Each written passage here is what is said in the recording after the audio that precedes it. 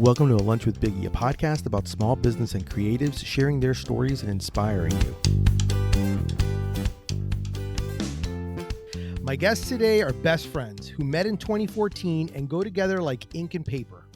They've been starting a business that combines modern technology with classic, good old-fashioned screen printing. Please welcome the owners of Native Screen Printing Company, Tim Stiles and Harry Lemire. What's going on, man? How you guys doing?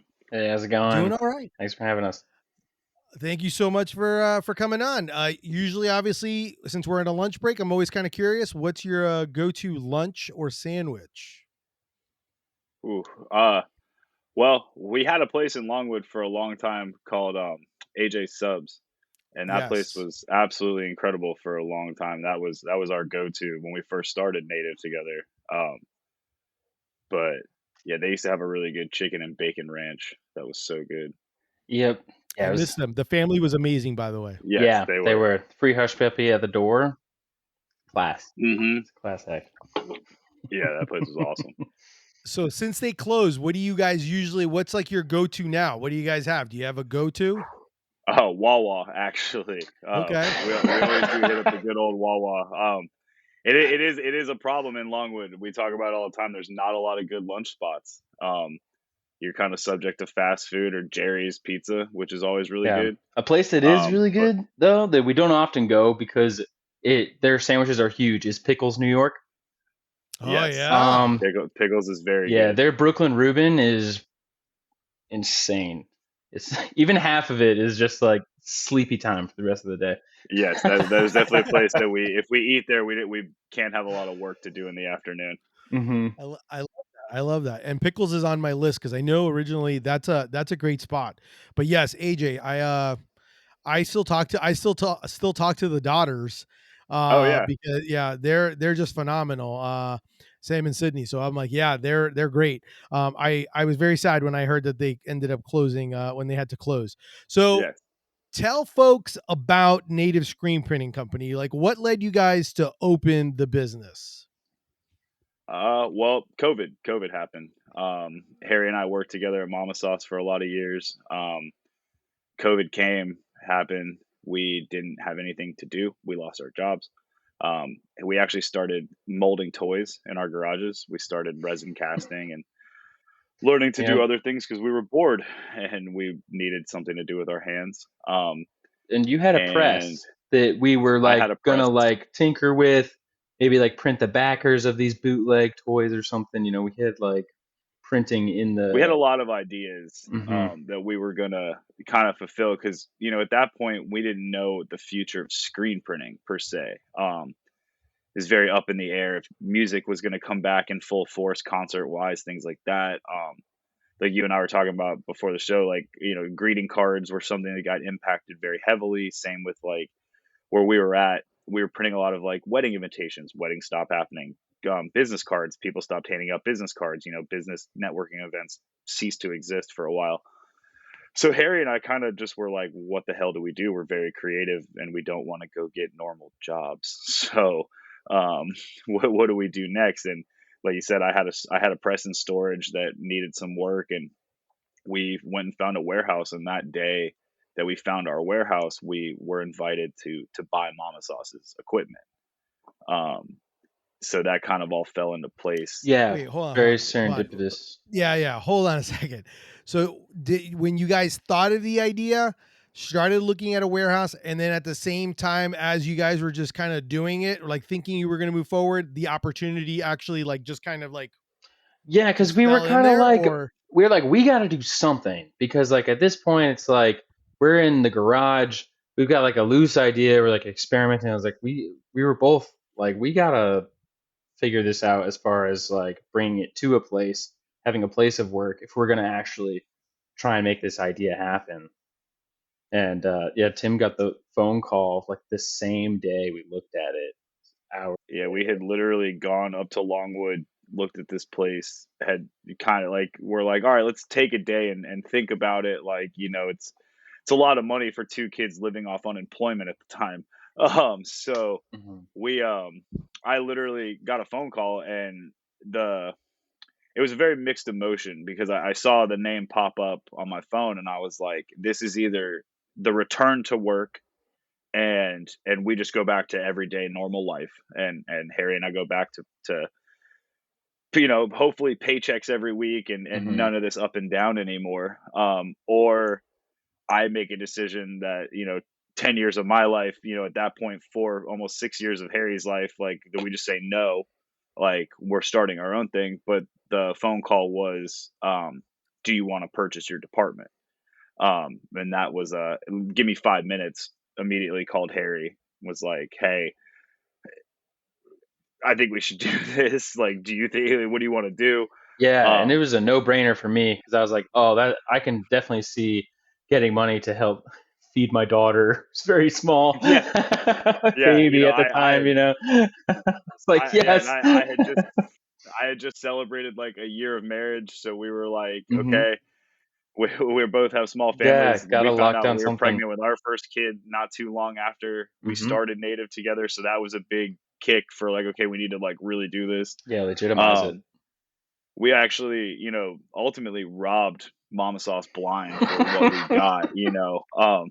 I always feel for him on that one, because I know what everything's worth, and I know like what we paid for it. But in the COVID situation, they needed out of that building. Harry and I needed a job. Our parents were both very, very willing to help us get out of our situation. It was almost a no-brainer phone call to both of our dads, like, hey, we need to borrow a couple $1,000 because we have this crazy idea. And both of them were like, okay, like, you guys are good at what you do. You believe in what you do. So you just go do it. The first year was very hard.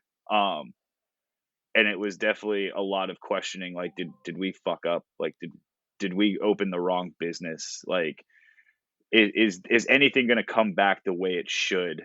And yeah, it was very sparse. And thankfully, something that Harry and I realized very quickly was that for all the years we had been told every other screen print shop was taking work from us, we found out that they were more than willing to give work away. And that was a big, big turning point for us, was that we realized that, because for what Harry and I do, screen printing posters, flat stock screen printing, there's probably a dozen of us in the United States that do it at the capacity we do. There's hundreds of amazing printers, guys like, Little Tuffy or Ad Noise, who are doing it by hand in their garage, still printing 500 posters for, Jerry Cantrell or, somebody like of that caliber. But when you need 500 posters done tomorrow and you need another 500 done the next day, you're going to come to a shop like us. You're going to go to Valhalla, to Half and Half, to places like that. Yeah, and so we quickly to fulfill that. In the we quickly took those relationships and like, just kind of like, we're like, hey, internet, we went out on our own. We're gonna be crazy and try to flat stock screen print. And it was like literally all of our friends were just like, here's work, here's a contact, here's all this, I have a friend that help you do this. And yeah, or even like, here's a sticker graphic, and here's stuff to like put in boxes. Like, friends really came out and like supported us like just so wholeheartedly, and that like helped so like an astronomical that first amount. year, that definitely got us through that first year, was friends. Like, just like some friends we had, like, literally were just designing posters to send to us to print so that they could support us and put money in our goal to, like, move out of a place that had a sunroof or like, skylight. So Harry and I could print till maybe 2 p.m. And then when you stood up off our couch, you could feel the heat. Yeah, it wasn't good for the heat paper. Started about here if you were sitting down. Yeah. So you'd stand up into it. So like at your head level, and then you get up. Yeah, it's about like, 10 degrees hotter. So there was a lot of times in that. I have some questions. I have to backtrack. I just have some of them are random questions, but I just need to know. One, and I know this goes all the way back from the time you guys started, but what kind of resin figures were you guys creating, out of curiosity? It like, what kind of theme type stuff was it? It was old Ninja Turtles. We were anything that I had. I mean, you see the collection behind me. I got boxes of old action figures and Fodl and, all kinds of crap just sitting around the house. I mean, literally what we did was took my Legos from the 1980s and 90s and built the cases. We put the resin in to, we were literally like doing building everything. molds. And I still have them. Halloween decorations. Yeah, I got Actually, some there's a too. Ninja Turtle in the shop. He's like missing his arm, and I think like a part of his leg. We molded an old like 1970s C3PO. Oh We had all these the Burger King creature. Burger King from toy. the Burger King, like Big Kids Club. Yeah. I mean, we would go to Davy's Toys up in Longwood and just buy like couple dollar figures from him and come home and rip the arms off and like He-Man swords, all kinds of stuff. Literally, it was just anything we could do to learn. Harry's brother is an industrial designer and had a friend who did a project that inspired us that was called Shred. Shred, yeah, it was a really buff Shrek, and it looked just like a Super 7 toy. Like the reaction figures. And there was like reels and stuff where you'd like go to a Target and like find it on the shelf. It was just this huge, just all green, no clothing, just really buff Shrek. It was like they took Shrek's head and put it on a Hulk body, and we just thought it was so funny. Yeah, we were like, dude, we're gonna kit bash. So much we could do. Yeah, we're gonna do some weird stuff. It's gonna be hilarious. I love it. And then when you said the screen printing, like, wasn't your first one in your garage like used with like didn't you create like use your air hockey table as like your first screen printing?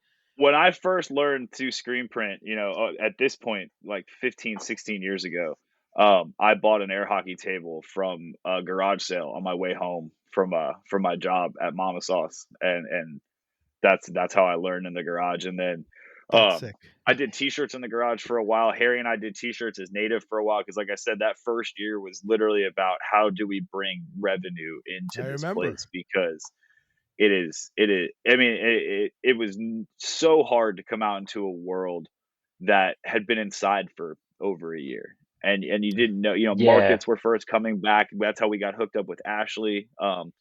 Because we were trying to get out into the world and be like, hey, like locally, if you need help. I mean, like, and Harry said, people would send us. We were trying to do everything. Harry did a elderberry like mascot type illustration for some random company in Colorado that saw his orange skateboarding graphic, and like, we were like, oh, we'll sell murals, we'll do all this stuff, like, because we had no idea. We had like all these. One thing Harry and I did do, was we sat down and made a list of like all the artists we ever wanted to work with, and all the bands we wanted to work with, and as the reality of like they're going to come in as we need to and finding other work, we were like, oh, how do we do this? How do we do that?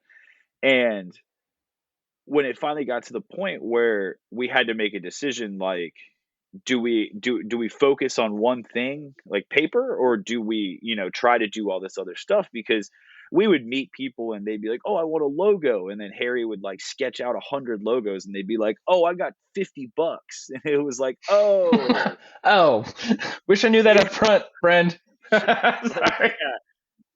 So, and again, we were trying so hard to be, local based and local oriented, trying to be out there doing. Oh man, we were so hungry. We were doing T-shirts, man, like by hand, like for certain people on like a little and like live print. We live printed at like Milk Mart. You did a lot of live printing. Yeah, we did live printing. We did the first couple of Skate of Emergencies. Yeah. But that it was about 8 months in, maybe 6-7 months in, that we got our first job, like our first gig poster, and one that wasn't before you start talking about the gig poster, I kind of want to go to like at least the foundation of this thing. Okay. What is it about screen printing like ink to paper that you guys love? What is it? Man, I think for me personally, it's the tangibility of it. Like you're making something. I was always a tinkerer as a kid. Like we built skateboard ramps, and I was always doing something with my hands. And my walls were covered with the like pages of Surfer magazine and Skateboard magazine and stuff, and skateboard graphics were all over my walls, and punk album covers were all over my walls, and it just drew me into this aesthetic of like DIY, and like this like there's this feeling you get at the end of a poster. Like Harry and Jacob, our new hire, just finished a 15 color Pokemon poster, and it took us like 3 tries to do this poster. And I didn't even print it. I just put the film out and got the job in the door. Which is a And they beast of took its own. yeah, that's a whole nother thing. But watching them like work through it and remembering what it was like to work through horrible projects by myself at Mama Sauce, like when it was just me and I didn't have a team and I didn't have Harry, and just like this feeling of seeing it come to life, and because a lot of the time, and Harry and I talk about this pretty often, like sometimes jobs come in and it's like get it in, get it out, and it's done. And sometimes they're really, really cool projects that you don't get a chance to sit down and be like, that was really cool, until later on when one of us is shooting it for Instagram, or we're cleaning up a mess and we're like, damn, that poster was really good. But it's that feeling of like we made that for somebody. Like someone put their heart and soul into designing this poster, making the art for it, and they trusted us to do it. And so there's this overwhelming sense of like accomplishment that like we made it to a point where someone looks at a website or Instagram or something and is like, I want those 2 guys to print my stuff. And like I said, there's this feeling of like when you think about the thousands of posters we've printed over the last 4 years that we have been native, like they're on people's walls across the world at this point. I mean, even just this year, we've sent posters to Japan, Tel Aviv, Spain, England, multiple to England. And the feeling of like that excitement when the art comes in, it's like, oh my God, like we got a Zelda poster in the other day. And it was like, oh my God, someone's about to trust us with Zelda. And it's such a cool thing that we're making something tangible that a certain amount of people can have that other people can't. Well, at least for me, being a collector, that's a huge, like I'm contributing to a world that I'm a part of, and I'm not just like at a job doing something mindlessly every single day to get home. What about you, Harry? For me, I've loved music and the way that kind of music relates to history. Ever since college, I really started to get really into it, and that's how I found rock poster art and how like the whole punk poster art scene and the difference between them. And I just saw how much process was in the art replication, that it wasn't just kind of like minding your printing headers and your paper roll. And I have like a very limited understanding of how digital printing works, and I'm sure there's a Harry out there who is a digital printer who knows very little about screen printing. um, but honestly, the process, putting everything together, making it all line up, making it like these micro adjustments, but especially um, the replication of the color for me. Color theory is something that like I just it fascinates me, and I never get bored of it. There's like some colors that I feel like I'm at war with, mostly high saturation or very muted colors, colors being printed on colored paper. I'll always be fighting those battles. But what I try to stay true to, because you can't always replicate exactly what's on the screen, just because the way light works in a physical plane is different than the way light works in the digital, illuminated screen. So a lot of the time I'm trying to capture, uh, like trying to replicate the values that are represented in the art and also the overall tone. There were like, so like an example that we did recently off the top of my head, we did 2 different color variants, well, 3 actually, for Kiki's delivery service. One was kind of like true to like midday kind of color tones, like very saturated blues, yellows, lighter oranges. And then there was like a late afternoon one that was like a teal sky. And, there's like these rust like colors to represent the oranges. The blues are very, very, very dark. And to get that, like, that golden hour, and to represent it in spot color to replicate what the artist did.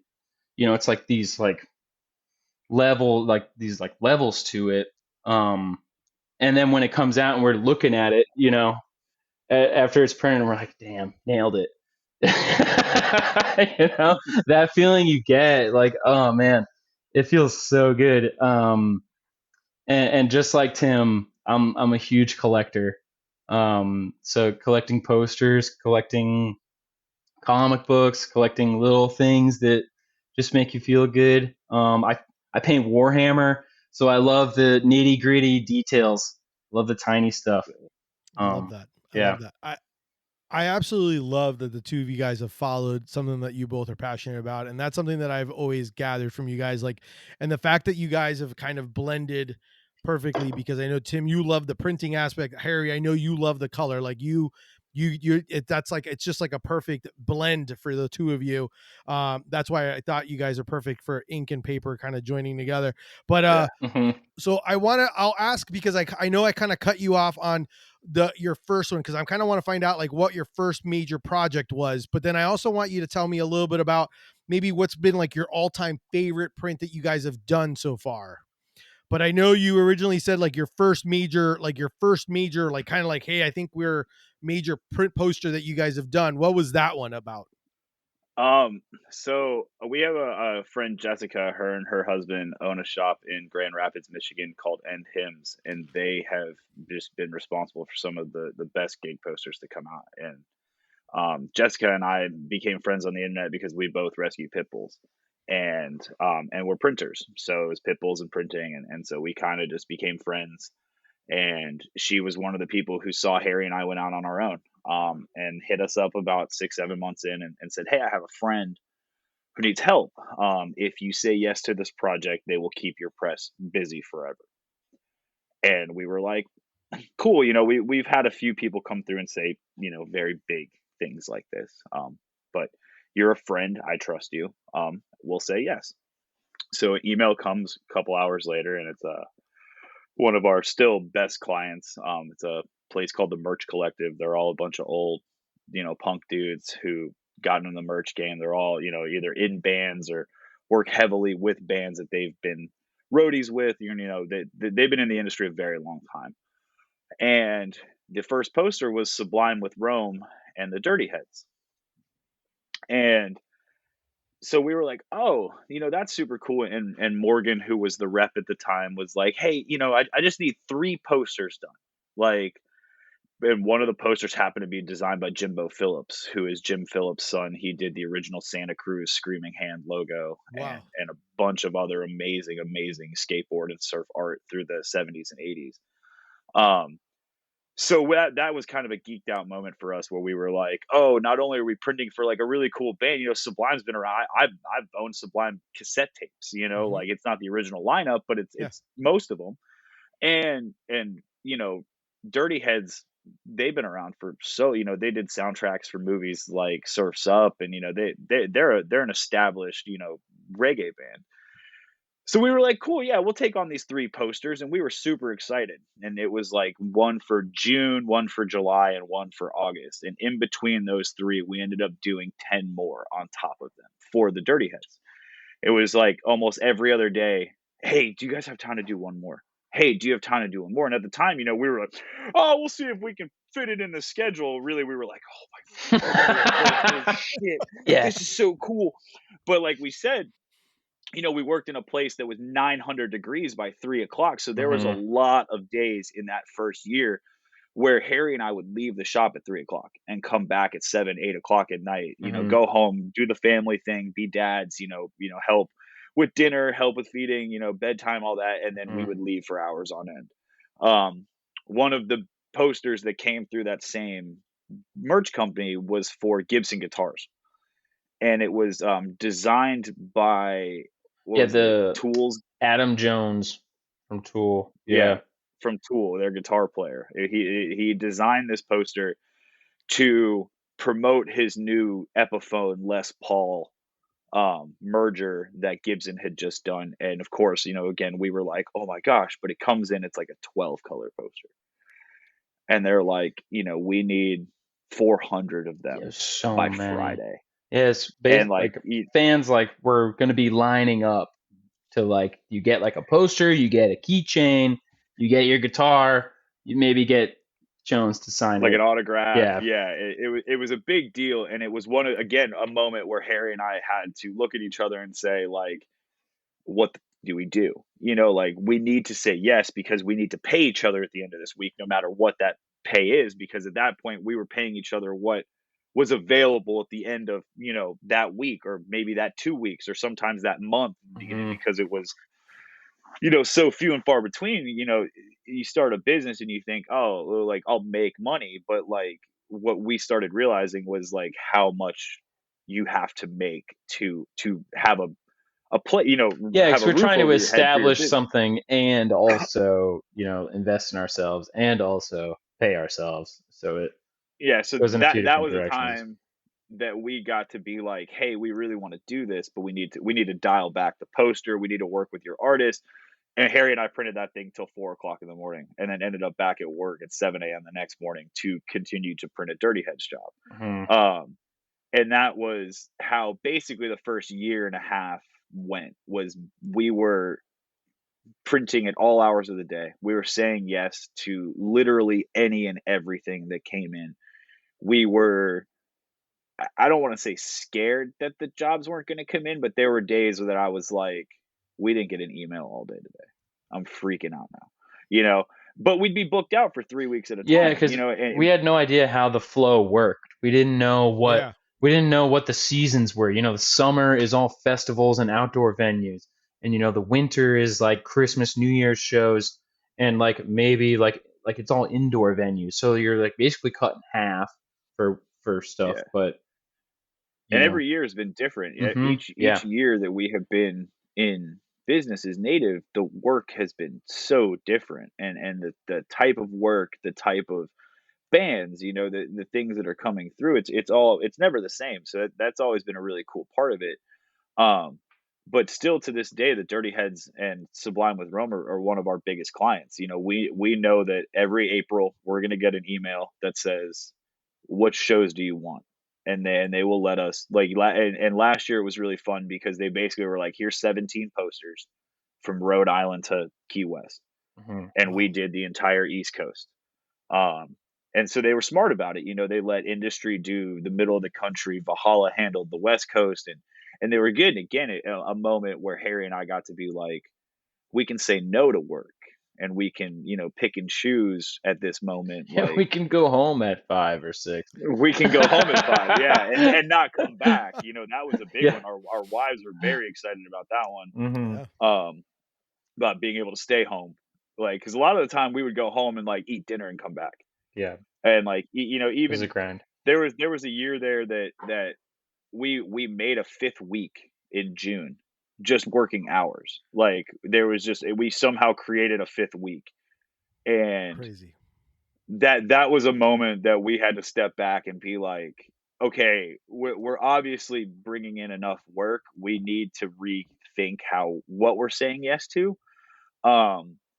Because there are times when we would say yes to things and something would go wrong and things would start compounding. And when we only had one press, it was like, all right, well, you stay and print, and I'm going to go eat, and then I'm going to come back, you go eat, and I'm going to print, and then we'll figure it out. Or I'll come in early tomorrow morning, you stay late, we'll work through lunch. Yep. And so we had to find this balance, and then something just clicked one day, and it was like, we stopped being the shop that was overflow. And that was never a bad thing. We actually really enjoyed being, the new kids on the block, like the new shop that was getting all the overflow when your buddy couldn't handle a project. Oh yeah, because people would be so thankful. They'd be like, "Oh my gosh, it's a miracle that there's someone out there who can get these printed." Because it's for it's not just for the band, or for their image or for their merch booth or for money. It's also for the fans, to have something to commemorate that show, that they got time and money to spend out and go see a show, and they got in line early enough to get the poster, and they didn't crinkle it or drop it the whole 3-hour set, That's like, that feels good, you know, like make sure that and they're so thankful for it. And so it made it feel really worth the extra effort and, you know, that time. That's the coolest part. The Dirty Heads has always given us tickets to their Apopka show every time they come, and we went a few years back for the first time and saw so many people like with plastic tubes that like were there to because they got the poster and they wanted to take care of it because there was 5 reggae bands they had to sit through and they wanted to dance and they wanted to party, but they were like, I'm not screwing up this poster. I mean, Harry got to go see King Gizzard at a show that we did posters for and see our posters in the wild. There's been a few times. Our pre-presser is our friend Tony. He's up in New York. He got to go to a Band of Horses show that we did the posters for, and he did the pre-press for. So that that was a cool moment. That's always super cool, and it made all the late nights really worth it in the beginning. Because we're at the time we kept being told the industry was dying, by people that we had worked with prior. Because what we did died. What we used to print died. I cannot tell you the last time. I mean, there's a few people from our old, contacts through Mama Sauce that'll hit us up and be like, you want to print some business cards? And we're just like, no. But thank you for asking. We even did our own business cards once and we were like, oh, that sucked. Like, we got to do that again one day. Like, let's print a couple thousand. So we just started running out and we were like, I guess it makes sense. We just hired a kid. Yeah, to do business cards. We're in our 5th year and we're like, oh no, what do we do? Right. And it's actually amazing how many times, at Creative South and things, you be at the booth and someone's like, can I get a business card? And it's like, I usually hand them a sticker. Yeah, that's that's here's good. a sticker. It's way better. So I want to know what, like, I know you guys specialize in flat stock printing. What, in layman's terms, for people listening that are not printers, what does that mean? Just to kind of give someone like an idea of what you guys do. The most layman's terms I could think is we print on anything flat. Okay. Yeah. That is able to be printed on. Luckily, Harry and I have not been asked to do too many wild projects that aren't on something that is paper. We did do rulers recently for the Hood Spa girls. They are absolutely incredible, and they always send super fun projects. Amy and Jen are just absolute gems of people. They're awesome. And Amy always trusts us with ridiculous stuff, and her emails will start with, okay, I have a weird request, and I can't wait to read the rest of what it says. But yes, just in the most basic of terms, we print on flat stuff. Color by color is a big part of flat stock. Everything happens color by color. So if we are printing an 8-color poster at 1,000 pieces, then we are printing 1,000 sheets 8 different times. Yeah, basically flat. Almost like screen printing a t-shirt type of thing. Right, but a t-shirt will go color by color and then it's done when it comes to the end. Yeah. Ours have to go color 1 onto a drying rack. Yeah. And it stays wait 25 minutes. Then you can pull it off. The next color. Oh so my gosh. When like I said earlier, like, Harry and Jacob just finished a 15 color at, the first part of it was 230 sheets at 2436. So the actual sheet of paper coming off that press is 26 inches wide by 40 inches long. And, you're having to place that on the press 16 different times for 16 different colors. We have a whole registration. Yeah, I think it was like stuff, but it was around 200 sheets. I think it ended up being. Just because each overage and stuff like that. Because you set up, you lose some. If you dent one, you smudge one with your finger. If you and then it's like that's just the printing. If you're cutting it, you mess one up, or if you're additioning it or you're packaging it, done one by accident. So we print a good amount of coverage, based on usually we try to base it on like how many colors is it, and then times this minimum amount and. That's the big difference between what we do and what t-shirts do is, a t-shirt press, when for the year I was at Real Thread, we had a t-shirt press that I could print a 17 color t-shirt on, which still sounds crazy when you think, of a t-shirt and logos and anything like that. But the capabilities there, for Harry and I, what we do on the flat stock press, the capability is almost endless. I mean, there's a point where we will have to be like, dude, that's way too many colors. You're not going to get the results you want.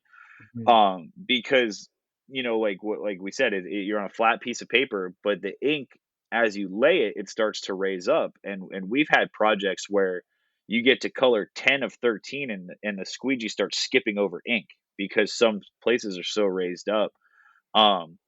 So a lot of like the flat stock like stuff is I don't want to say it's super fine art, but there's a lot more artistic detail and artistic, licensing that Harry and I have to kind of like when Harry mixes ink and like he said, he's looking at the t-shirt, or he's looking at a screen and lights coming through. That has to be, thought through on a t-shirt, Yeah. shop. A lot of t-shirt shops are just, here's our house red, here's our house blue, here's our house green, or they're charging you to match a Pantone. Whereas Harry and I have to look at something and say, you know, like you said, printing on colored paper, that's a whole different thing. With t-shirts, you're just going to underbase a black t-shirt. Yeah. With we do that on foil paper sometimes, Yep. depending on the type of art going on the foil. But if we're going to print on like a black sheet of paper, Harry has to think about all of this stuff. What color is in the black paper? What color is it pulling out of that? Sometimes we print on a red paper, it's pulling all the red out of that ink. You print on a blue paper, it's pulling all the blue, some yellow. It's crazy. So, flat stock is like this crazy. It's like the scientific brother of screen printing. Like t-shirt guys made screen printing like what it is, and then flat stock dudes took it and like we're like, no, hang on. Like we can do something, Hold because my when you squeegee. start to, Hold my squeegee. you start to find out these things. There's when we used to do the history of screen printing, we used to do workshops for the interns and stuff. One of my favorite photos to show them is Glenn Danzig from the Misfits, on his mother's basement floor with a giant screen, and Doyle is holding the screen down and he's hand printing screen posters for that night's show. And that was always like something about that, and the flat stock DIY again, like it just made me like love this aspect of things. And flat stock goes back to like, the Doors, and Jimi Hendrix, the Grateful Dead, Hatch So Press, they do all those famous, split fountain backgrounds with, Jimi Hendrix or Johnny Cash and all this stuff. And that led way to what we do. And, so like, yeah, basically like just flat stock for us is anything printed flat. But I feel like there's a lot more to it than just like being like, yeah, I print on flat stuff. No. Because we did tools. What were they? The fan club flyers. We printed those on wood. Yeah, wood veneer. We did wood veneers. Yeah, we did like 1/16 of an inch thick, or was it 32nd? They were like, I did. I don't know in pounds, but like preferably we print on 80-pound cover to like, I don't know, like 120, 140 maybe. Yeah, like the French paper stuff. Yeah. You guys really emphasize, and it's something that I appreciate everywhere, is like, do you treat every project like it's kind of like your own project? Like, even though it's their project, which is the reason why you get so much great work, because obviously people see that. Can you talk a little bit about that approach and how it's influenced your business relationship and your success? I mean, yeah, it's definitely something that Harry and I in the beginning were very adamant about. We weren't gonna just kind of roll over and make something just to make it. Like I said, there's been multiple projects where we've stopped midway through and started the entire thing over because it doesn't look right. We've contacted clients and just been like, this isn't going to work. We're going to start over. There's something, I mean, at least from my personal end of it, and Harry can speak to his side of it. I know when I first started screen printing, I had this, romanticized idea that it was just art. There was no science, there was no nothing. It was just, throw some ink on paper and make it punk rock. And I quickly learned that I was putting so much time into this like process. You got to coat screens, you got to get film, you got to burn it. And for every small amount of effort I had to put in, somebody sat there for hours drawing this thing. One of our clients, Miles Tang, he'll post process videos and he's like, here's my Metallica poster that I drew, took 60 hours to draw. And you're like, these dudes sat in front of a computer for 60 hours and we're going to print this whole poster in less than 10, and we have to give it, some sort of, time and effort to replicate even the smallest amount of the effort they put into creating it. I mean, when you think about the process in which a poster gets made, a band gets big and they want a poster, they get to a point where they have a merch table. Someone then has to design something based on that band's preferences, the songs, the music, the album, whatever is happening in that moment for that band. And then a merch rep has to, kind of art direct it, or someone in the band art directs it. It depends on what the project is. But for the most part, multiple eyes are looking at this project and they're being told, hey, we'd like you to do this. Hey, we'd like you to do, hey, change this. And these are all minute things, but they're all meaningful to someone in that part of the process. One I can remember we did for Newfound Glory. They wanted to remove the 40-ounce beer bottle and make it a soda because that was more in line with like how the band is, like a little more straight edge, a little more like playful. But that was because it reflected the fan base, and the guitarist thought, Chad thought, a 40-ounce beer bottle isn't going to reflect the same way with our fans as like a big bottle of Pepsi. And that was an important change for him. And, you think about that and it's like that small little meaningful piece to them is so important that like we take 5 extra minutes and make sure we nail this color, or we take, 30 extra seconds and ask a question to a merch rep like, hey, this color is going to suck. Like, do you want to change, or can we do this? Can we do that? We, and we've gotten to a point where guys trust us, artists trust us, to where we can text an artist and be like, hey, we're making an artistic decision or a printer's decision. One specifically that I've always been super proud of, because I got to go see the Green Monster in real life recently, was we did a great Dead & Co project for when they played at Fenway. Harry's a huge Boston Red Sox fan. Yeah, to answer your favorite poster, favorite project.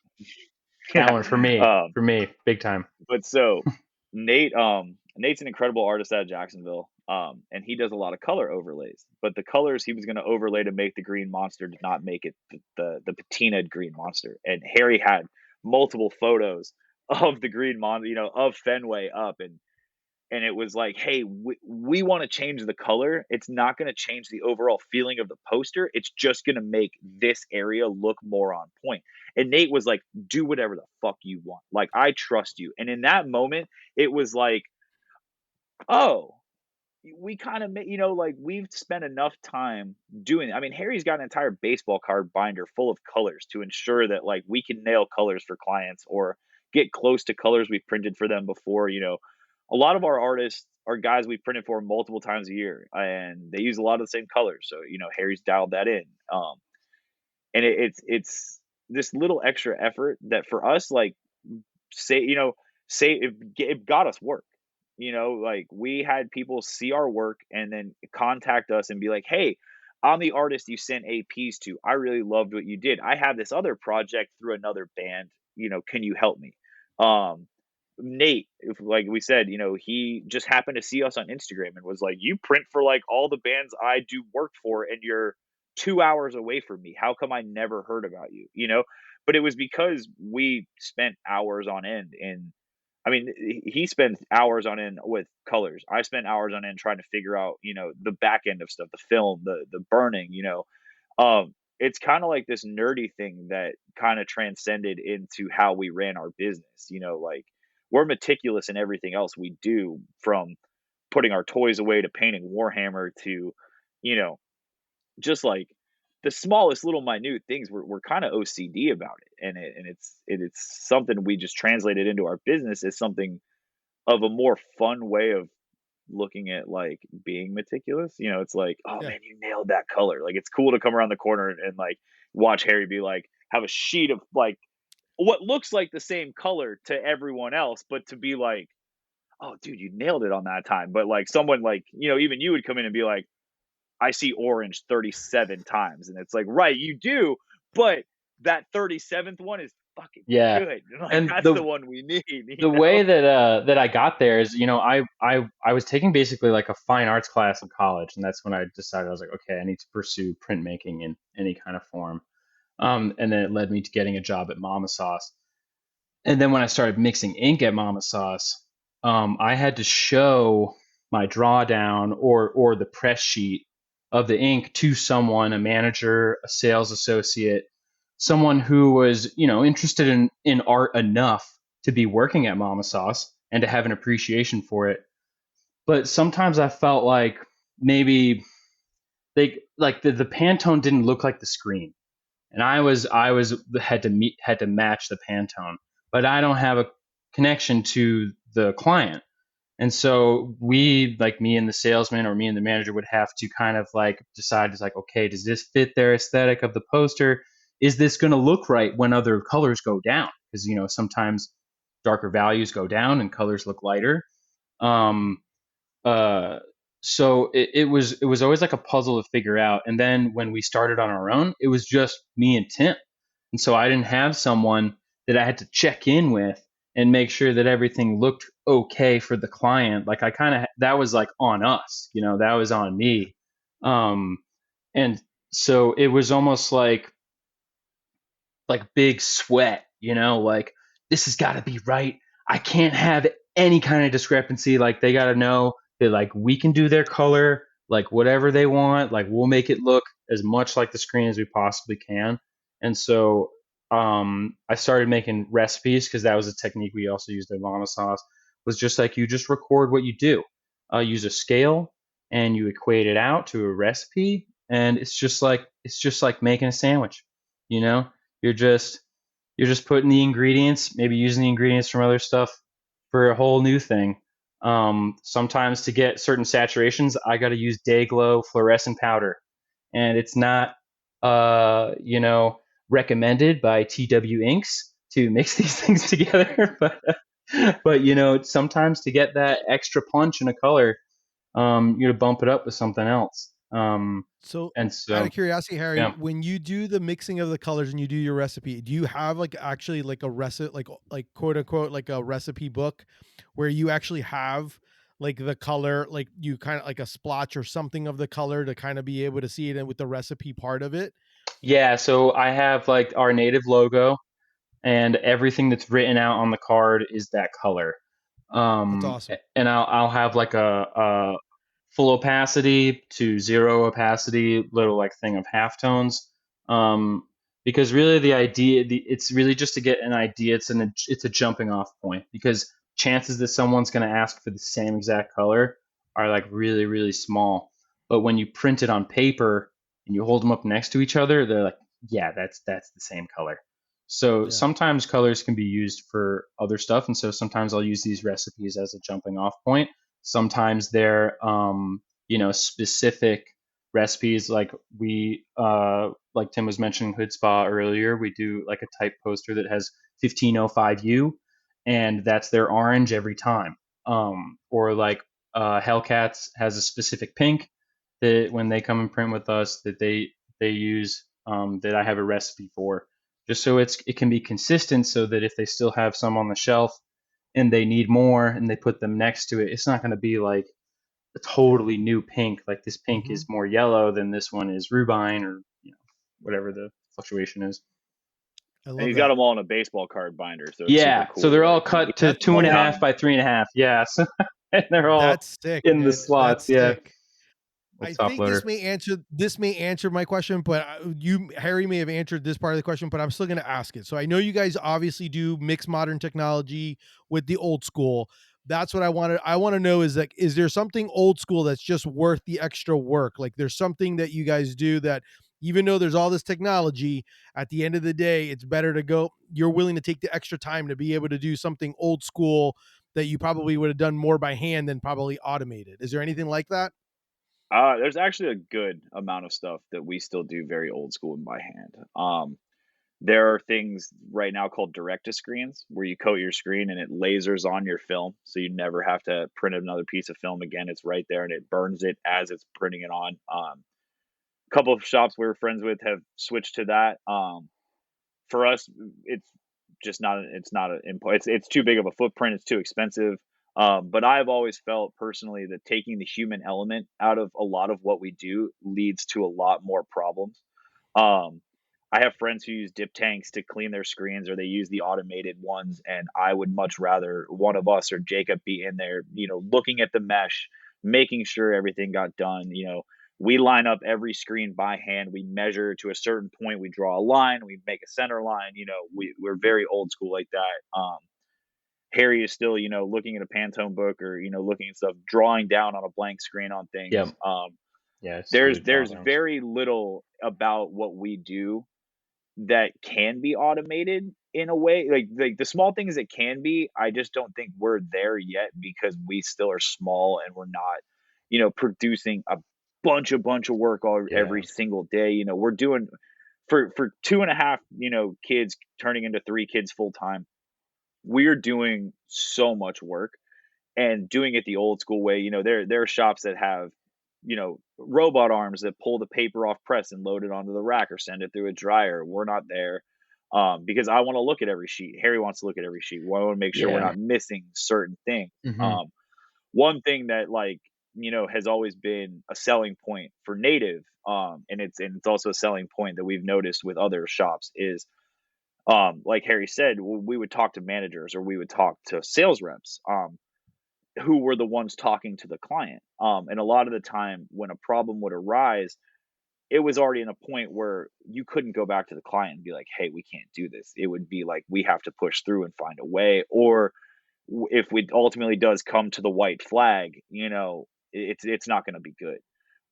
So Harry and I have always prided ourselves on that. When you're talking to us, you're talking to one of the 2 people that's going to print your work. So you already have this sense of like, we care a lot more because we're taking the time to talk to you and talk to your project, but also we can, find nuances and stuff and look at things and say, we had a project we started the beginning of this week or beginning of last week that we're going to finish at the end of this week because, we started printing it and Harry noticed all these things that we needed to change on it. So Harry looks through it and says, okay, gets back with our printer, our film guy and looks at that stuff. Whereas at Mama Sauce, a sales rep would get a job and a lot of time person just like, I want it screen printed. And then it would never get to a point where Harry and I could look at it and be like, that's not screen printable. Or like, hey, it's just like not going to look what their expectations are or exactly. Yeah. Like time management. So on the double-edged sword of that, because we are so involved in each project, and knock on wood, it's a very rare instance that a client isn't happy with something we've done. And it sucks because it kind of gets in your head. You start overthinking a lot of stuff. It happened to us in the beginning. Like a client wasn't even upset. He just mentioned something about a color. And it kind of we were like, oh shit, like we're never going to print for this guy again. And then next time he sent a project, it like got in both Harry and I's head. Harry was looking at these colors and I'm looking at the print order. Like, do we need to change it? Like, did we screw this up? Like, is this color not going to overlay the right way? We've printed so much work for this guy in 4 years now that like, it was just literally him mentioning, I just thought the color looked a little weird. And, for us, it was like, oh my God, but now it's so comfortable, now it's like Harry doesn't second, we literally have a shelf dedicated to this artist, it's just like, that's Miles's shelf. These are all his colors. That's what he does. And he's locked it in. But there is this very real, like, we are so attached to each project, even if it is a get it on and get it off quickly, that like, if someone's like, hey, I don't like this, it really throws you into this like, oh man, that sucks. Like it kind of ruins your day, and you're like printing something else cool, and you're like, you start second guessing that. You're like, is this wrong? Like, damn, But again, it's happened very rarely, and anytime it's happened, it's been someone who isn't directly involved in screen printing. It's either been like a private commission guy who's like just hosting a project, or like, you know, a company that just wanted a poster for their event but didn't realize, you know, that screen printing was a thing until it came to us. And but yeah, that's, what do you think, man? Yeah, the ink definitely, because there are like ink programs where I know they exist for t-shirt printing at least, where you kind of plug in your Pantone, and then it gives you like basically like a recipe that Yep. you mix by weight, and that's exactly what I'm doing basically. I don't always make a card for every single ink.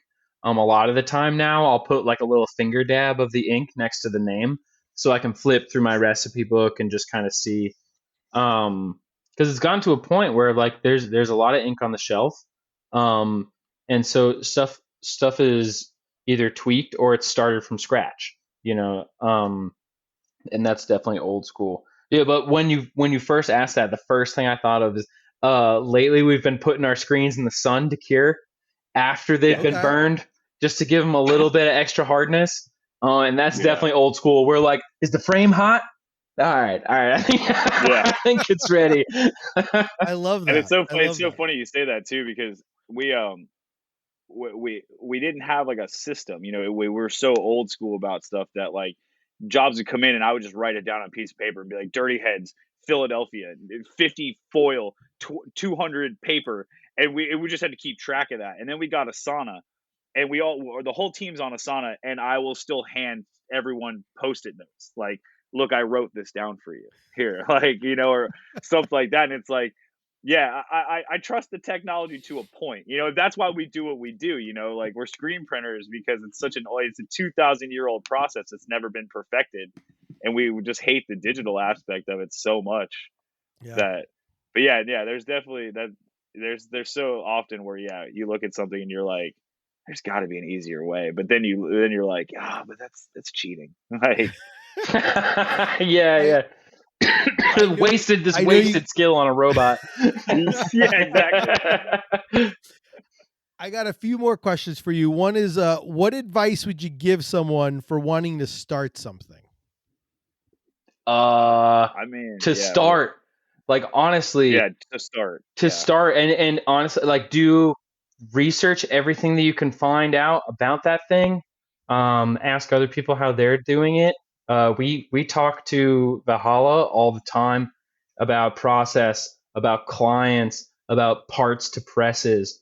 It's so valuable to like work within your local community too, and find other people who are doing something similar, or maybe have a space that can facilitate whatever you're doing. Because that's what started it for us, was looking for a space.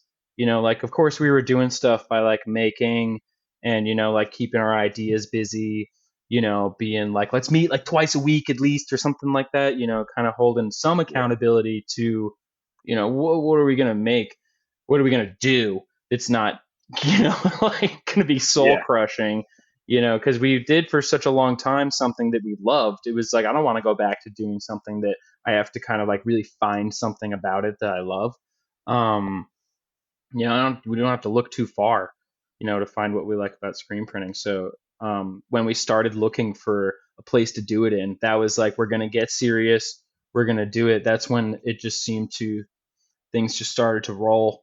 And we just kind of like, I've heard someone put it as like, you lean too far forward. In order to not fall, you just run instead of walking, you know, and you're just trying to keep your feet underneath you. That's kind of how we were. We just kind of threw our heads forward, and just tried to keep up.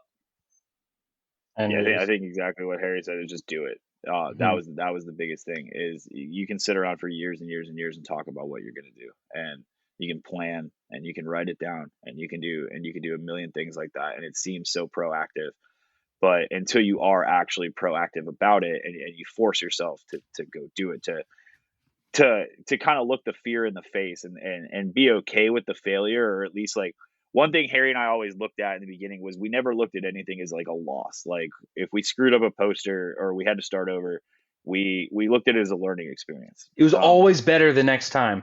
A color was a little bit sharper. Registration was a little bit better. it paid. So it was Yeah, always just applying the effort, you know, it was always just doing it. It's scary. It's scary as hell. You know, you're putting something out into the world you're passionate about. I think that's one thing Harry and I are very fortunate for is you know, I a buddy of mine showed me this thing the other day where it talking about like you don't get a job that you're passionate about. You get a job that you're talented at.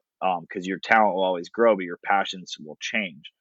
Um, we both just are very talented at what we do, but we're also very passionate about what we do. So we were very fortunate to not only find the industry we did, but find each other. And like Harry said, you know, like you lean on your community. You know, we leaned so hard into Ashley and Milk Mart. We leaned so hard into like local friends who were doing big things here, Dorsa and the skate, like the roller skating stuff. You know, oh my the God. lineage And guys. I mean, in our You know, family too. Like, oh my God, yeah, our family. You know, we were leaning so hard into everything, and the they more helped you so much. believe in yourself, like, and the more you show that belief to everyone around you, the more it's easy for them to back you and it's easy for them to get on board. But it's easier for you to believe that you can do it. Um, we birthed ourselves out of COVID, you know, and that's something that a lot of small businesses around here did. You know, when you go to Milk Mart, you see all these people who birthed these small businesses because they took a chance. They were given this opportunity in the form of something that looked really bad on the outside. You know, it was everyone's got to go home. Everyone's jobs are in jeopardy. Everyone's lives are in jeopardy. You know, they made it seem so terrible, but it was this turning point for a lot of people where they realized they didn't have to settle for something that they didn't love and they weren't talented or they weren't passionate about. And I think, you know, again, just for anyone that wants to start, you just start, just do it. You know, like Mm-hmm. hey, find, you know, Harry and I were lucky to kind of mentor each other. You know, to push each other, like you said, you know, let's meet 2 days a week. Let's sit down with people. Let's find people who can help us. Let's talk to people who have done what we have done, um, in the hope of learning something from their failures or their mistakes or what they had to offer, and learning on your own on your own way. You know, like that. If you are open to learning and failing at the same time, then you can start anything and you can do anything. Really, I mean, there were so many times that I would go home at night and just be so amazed that Harry and I owned a business and that like we had done what we'd done that day, and 2 days later go home so sad because something screwed up or you know we messed something up. But it was this feeling of we get to do this again tomorrow, Mm-hmm. and I don't have to like wait a couple days to try this again. You know, I don't have to go to my real job and do this. I this is my real job. And that, I think that was a big one for both of us too, is, you know, we, it became our job. It wasn't just like this thing in my garage or this thing we were doing like on the side. It was like, no, like today we got up and went to a place that we unlocked the door. And as soon as the lights came on, the money started ticking. You know, it was like Mm-hmm. lights are on, you know, electrical bill is happening. Oh, you just used water, your water bill is happening. Oh, you walked into this place, you owe money on it this month. And that really put a fire under us to do it. And I think that's the biggest thing is doing it. You know, again, it just every day you get up and do it. And Yeah. and that's what we remind ourselves there. You know, we get cool projects sometimes or at the end of like a busy week, we're like, damn dude, like this is our job. Like, you know, we don't have to go somewhere we don't want to because we tried, you know. And like I always shudder to think like what our lives would be if we had just let COVID destroy our passion for this or like our Yeah. will to want to do this, because I'd probably be loading a dock at Home Depot or something, Yeah. you know, like I'd probably be getting real deep and nerdy into who knows what. yeah, you know, like Something else. something else, you It's like, know, like because it's honestly how I feel. It's like sometimes at work I'm like, oh, it's like putting all this stuff together, and like, when it comes out, it's like yes, and it's so funny how like that's how it started too. Like we were trying to find this way, and I like now that you said it, I totally forgot that we'd actually met with people to like make like action figure like displays and backgrounds, and I was yeah, learning Blender to try and figure out how to make like cool dudes or something, like just like shapes and figures. we just had and all these and I ideas and just hated it. I knew I didn't channeling them into like working something. on a computer, but I really liked Yeah, like the whole humor. You're buying a joke basically, like the little stupid little yeah. figure. and like that's where that came from. And yeah, that's crazy. And obviously I don't want to keep you. So I have one other question, but I'm kind of curious because the two of you, one of the things that I enjoyed, I heard you guys talking on in Creative Morning, and one of the things that I will say that if anyone were to ask me, I've done business with friends, and it didn't end well, but you guys have made it work. What do you think it is? Like, obviously, like you're like each other, like I say, ink to paper, like there are peanut butter and jelly. You guys go together like PB&J. What is it that you think that is like the yin and yang for you guys that makes it work so well? I mean, obviously, the one underlying thing I can tell you right off the bat is that you both have like a true passion for this and a love for this, which obviously is the underlying foundation of this. But what do you think has been the recipe for you guys to be able to be best friends and be successful in business? I think it's probably a number of different things. I think it's like, it all starts with mutual respect, and that we are very clear with what each other's goals are for Native. And I think it's also, we have fun every day, so that doesn't hurt. But like we know that the hard conversations are hard. So I think it's because ultimately that's the thing. It's like, oh, I don't want to have to tell my friend that they're fucking up or they're dragging their feet, or, I really got to whip them into gear. It's like they're not giving it as hard as I am, or whatever it is. Because it could be anything. But at the end of the day, we're open to having that conversation, and we have enough respect for each other to know that we each have a family. We each, come from a background of art. So like we each know that we're, I don't know what to think, like how to word it, but creatively intelligent. Like we understand what makes something successful as far as like what project we're working on, and we it's have the easy to same bounce goals. ideas off each other in that respect. Yeah. Because like, I think one thing for me is, when I hired Harry at Mama Sauce, he lied on his resume. And I always look back and think like that was such a ballsy move. But it was like embellished truth. But it was a move that I respected because I knew this kid wanted to do what I did. Yeah. And I hadn't found a lot of people who shared this passion for printing that I did. Among other things, like I said, we started hanging out almost immediately. Back, I looked at Harry like a little brother back then. I wanted to take him under my wing and make sure that like him moving to this new city from Phoenix, like he was okay. He had friends and all this stuff. Wasn't my started to hang first new city, but yeah. Yeah, it was something that like I just felt very passionate that like I hired this kid and we moved him across the country. I'm gonna make sure that he's good. And through hanging out, we realized we had so much in common. As far we comic books and we collect trading cards and we collect toys and same interest in movies, same sense of we're into similar like the same comedy, music kind of stuff. And so it was always just like working with my brother. And so, like you said, the hard conversations are just like telling your brother to shut the fuck up. You're going to get mad at each other. You're going to feel odd about it for a second. Yeah. And then 20 minutes later, somebody's going to make a joke and it's going to be fine again. Yeah. And it's because that they're still there. It's because we got the same goal, and we're still going to be there at the end of the day, whether it's hard times or not. And I think that was helps a big lot. one. When we started this, we both were very adamant about not wanting real jobs, and real jobs in the sense that we needed to answer to somebody, that we needed to wear a uniform or do anything like that. We wanted something that every day, like today was a perfect example. Like we got into work and we were like, we got a podcast with Biggie later. We got a few other things. Like, let's take care of the morning and let's go home. Let's spend the rest of the day like with our families or whatever, because that's why we started a business, because we wanted our freedom to be with our families, but we also wanted the freedom to make our lives what we wanted them to be. Yeah. And I think that's something we've always agreed on, is that, Native is our third child.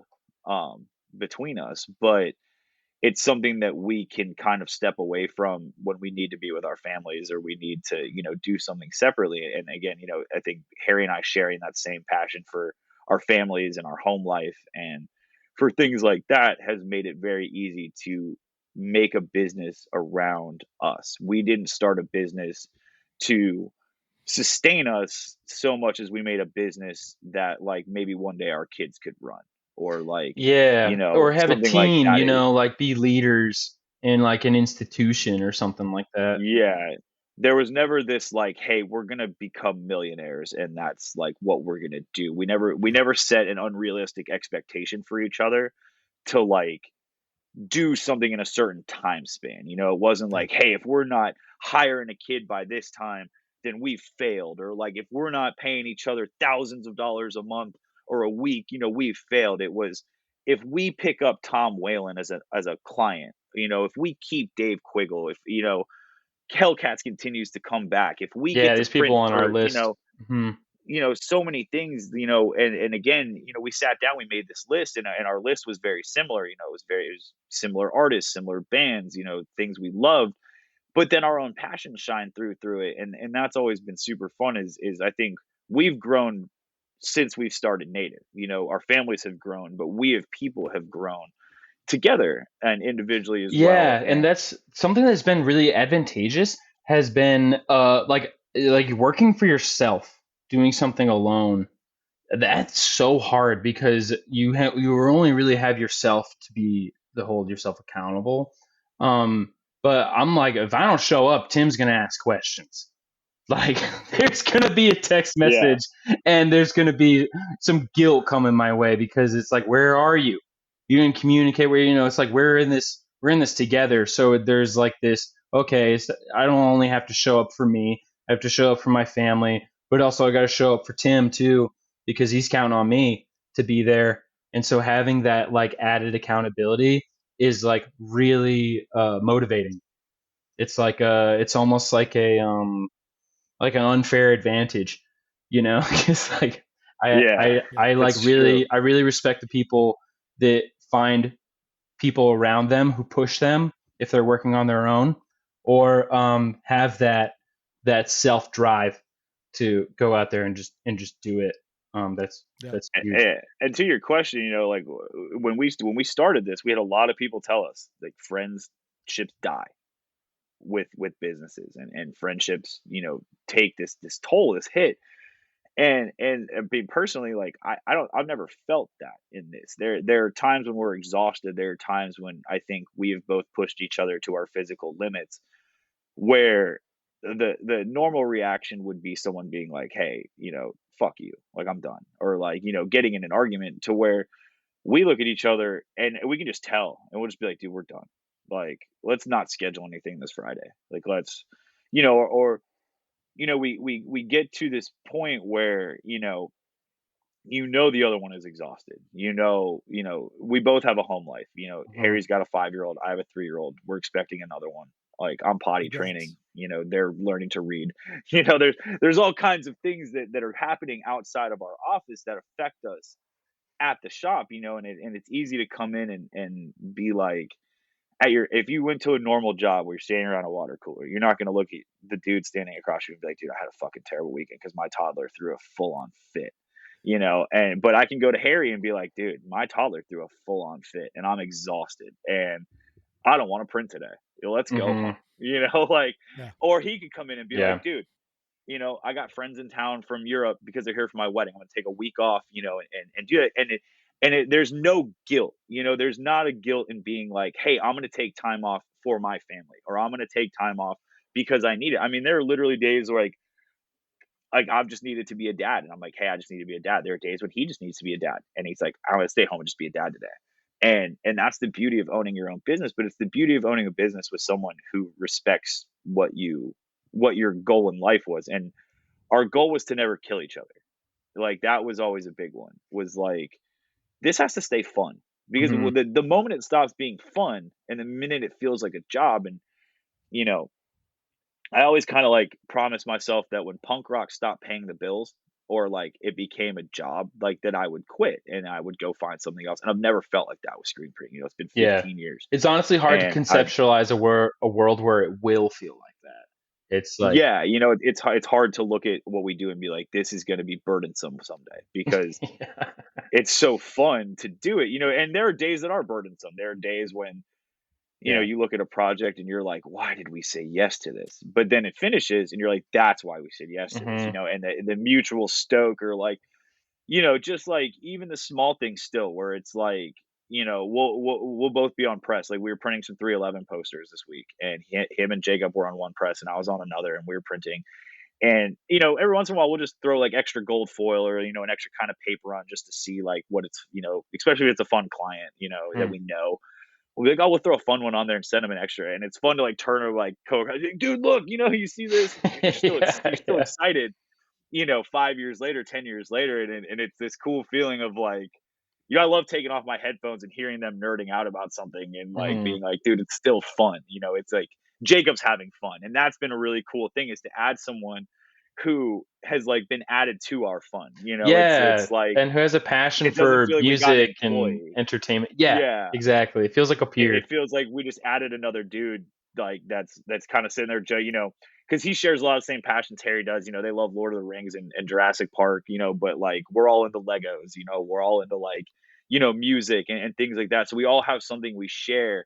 And that was kind of a no-brainer hire, because it was like hiring a younger version of us. And it was nice to be like, oh, cool. Like, yeah, you're part of this now, man. Like, and that'll be fun. And it's super exciting to see where that goes, because, you know, we always talk like, one day when we have a team, like what's that going to be like? And there are guys, a guy Juan we worked at Mama Sauce that I'm sure both of us would love to hire one day if we were able to, because he shared that same passion for nerdy ink mixing and things like that with us. Great guy to talk to, hilarious. And that, another guy super into comic books and super into the same stuff we were. So it was always, when the three of us were in the department of Mama Sauce, it was always like, hey, oh, you got to mix Spider-Man Red today. We would go on, like, the three of us went to Volcano Bay and had fun together.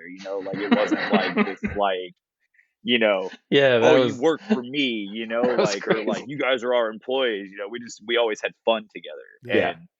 And so again, that led us to want to start the business together. It led us down the path of, we get questioned all the time if things, how are things with like your relationship? You guys still friends? It's like, we text each other like nonstop. And we're still friends. Like we don't like, I don't chill over Tim's house every Friday anymore, because, we have families of our own. So so, like the friendship, together, what we do changes, but like the friendship doesn't change.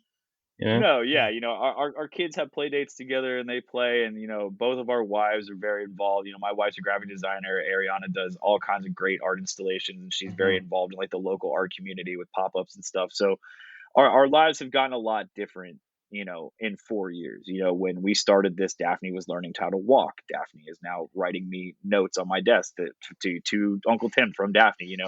Like I was there when she learned to walk. Now she's my son was born in our shop. Ariana has a photo of me numbering posters late at night with him in my arm, feeding him with a bottle and numbering posters. We made our families a very much a part of this, so that in these situations, like, everyone was involved, so we could, keep our friendship. Our wives are close friends, like Ariana and Harry were both in our wedding, like it's been something that has been a long time friendship that, it never crossed my mind our friendship would get screwed up by being in a business together. There was no, between the time Nick called me to offer to sell me the business and the time it took me to call Harry was as long as it took me to scroll to his name in my phone.